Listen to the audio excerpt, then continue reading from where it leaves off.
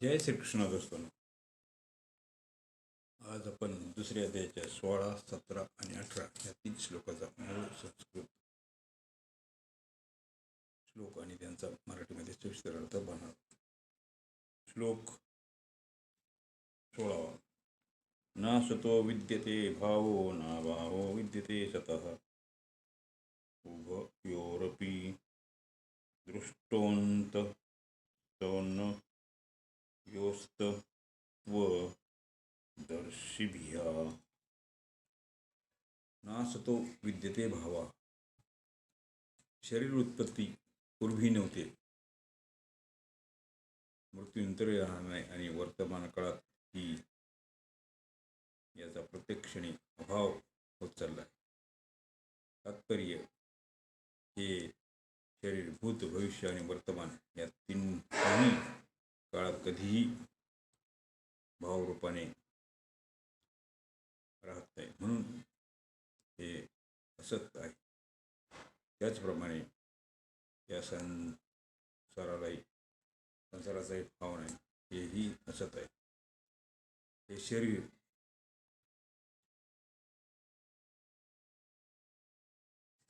शरीर तर संसाराचा लहानसा नमुना आहे. म्हणून शरीराच्या परिवर्तनावरून संपूर्ण संसाराचा परिवर्तनाचा अनुभव येतो की या संसाराचा पूर्वीही अभाव होता आणि नंतरही अभाव होईल. तसेच वर्तमान देखील अभाव होत चालला आहे. सर्व संसार काळरूप अग्नीमध्ये लाकडासारखा निरंतर जळत आहे. लाकूड जळल्यास तर कोळसा आणि राख शिल्लक राहते, परंतु संसाराला काळरूप अग्नी अशा विलक्षण रीतीने जाळतो आहे की कोळसा अथवा राख काहीही शिल्लक राहत. तो संसाराचा अभाव करून टाकतो. म्हणून असतला सत्ता नाही असे म्हटले आहे. ना भावो विद्यते सतः. जी सत्वस्तू आहे तिचा अभाव होत नाही. अर्थात जेव्हा देह उत्पन्न झाला नव्हता तेव्हाही देही होता. देह नष्ट झाला तरी देही राहील आणि वर्तमानात देहाचे परिवर्तन होत असतानाही देही त्यात जसाच्या तसाच राहत. याच रीतीने जेव्हा संसार उत्पन्न झाला नव्हता त्यावेळी परमात्मा तत्व होते. संसाराचा अभाव झाल्यावरही परमात्मा तत्व राहील आणि वर्तमानात संसाराचे परिवर्तन होत असतानाही परमात्मा तत्व त्यात जसे तसे राहते.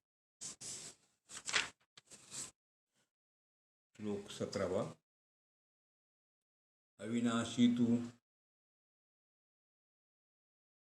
तद्निधिं एनं सर्वमिदं ततं विनाशमव्ययस्यास्य न कच्चित्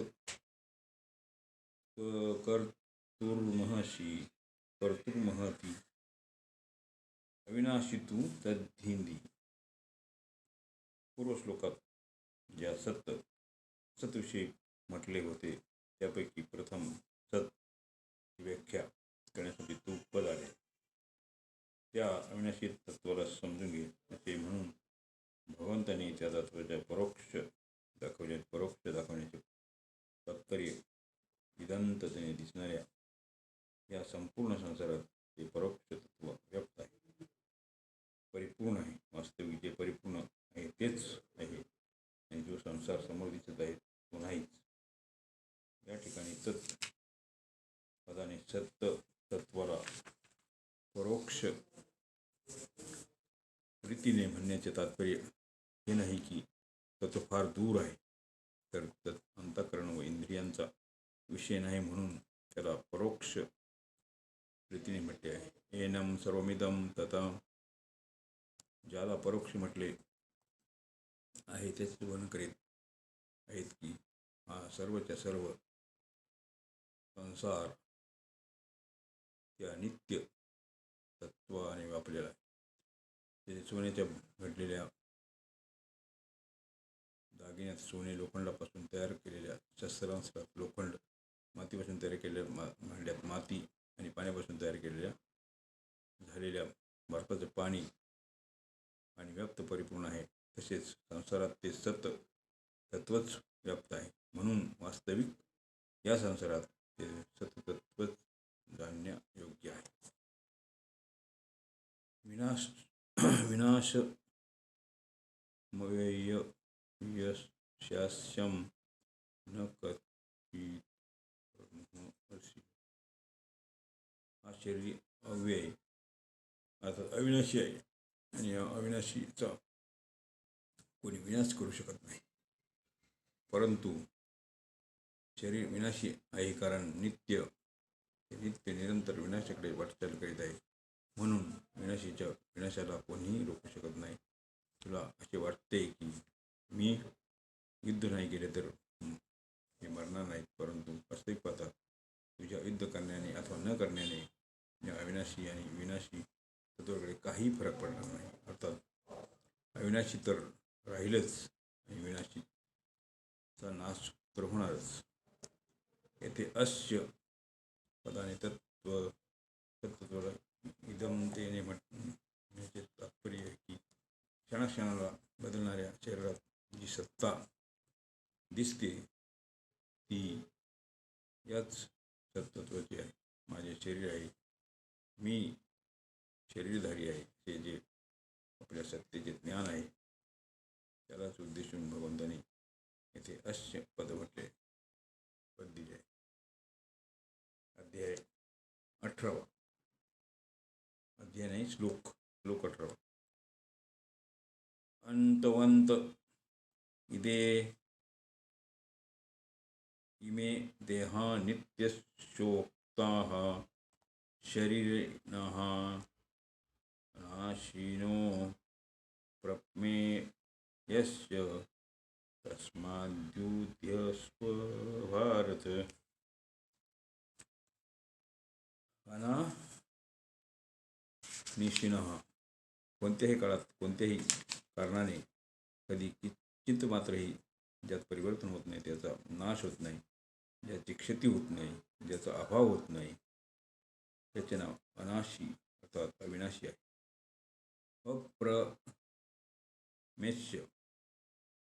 जो प्रमाणांचा विषय नाही, अर्थात जे अंतःकरणाचा आणि इंद्रियांचा विषय नाही त्याला अप्रमेय म्हणतात. ज्या ठिकाणी अंतःकरण आणि इंद्रिये प्रमाण ठरत नाही त्या ठिकाणी शास्त्र आणि संत महापुरुषच प्रमाण असतात. शास्त्र आणि संत महापुरुष श्रद्धाळू माणसासाठीच प्रमाण असतात. ज्याची ज्या शास्त्र आणि संतावर श्रद्धा असते तो त्याच शास्त्राला आणि संतांच्या वचनाला मानतो. म्हणून हे तत्व श्रद्धेचा विषय आहे, प्रमाणांचा विषय नाही. शास्त्र आणि संत आमच्यावर श्रद्धा करा म्हणून कोणालाही बाध्य करीत नाही. श्रद्धा करण्यात आणि न करण्यात मनुष्य स्वतंत्र आहे. जर तो शास्त्र आणि संतांच्या वचनावर श्रद्धा ठेवील तर ते तत्व त्याच्या श्रद्धेचा विषय आहे, आणि जर त्याने श्रद्धा ठेवली नाही तर ते तत्व त्याच्या श्रद्धेचा विषय नाही. नित्यस्य हे नित्य निरंतर राहणारे आहे. कोण्या काळात हे राहत नाही अशी गोष्ट नाही. अर्थात हे सर्व काळात निरंतर राहत असते. अंतवंत इमे देहा उक्तः शरीराणाः. या अविनाशी अप्रमेय आणि नित्य शरीराची संपूर्ण संसारात जेवढी म्हणून शरीरे आहेत ती सर्व अंत असणारी म्हटली गेली आहेत. अंत असणारे म्हणण्याचे तात्पर्य, याचा अर्थ क्षणाक्षणाला अंत होतं. याच्यात अंत वाचून दुसरे काहीच नाही, केवळ अंतच अंत आहे. उपर्युक्त पदार्थ शरीरासाठी एक वचन दिले आहे. आणि शरीरासाठी अनेक इंद्रिये आहेत.